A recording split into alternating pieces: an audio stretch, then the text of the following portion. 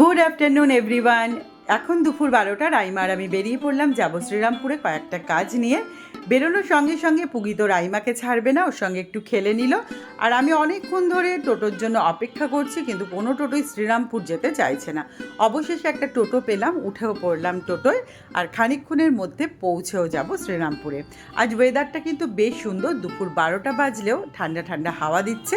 মনে হচ্ছে কিছুক্ষণের মধ্যে বৃষ্টিও নামবে।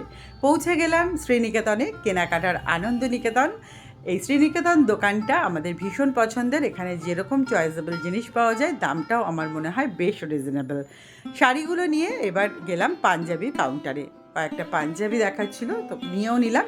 নিয়ে এবার লিফটে করে আবার গ্রাউন্ড ফ্লোরে গিয়ে সমস্ত কিছুর বিল পেমেন্ট করে বেরিয়ে পড়লাম শ্রীনিকেতন থেকে।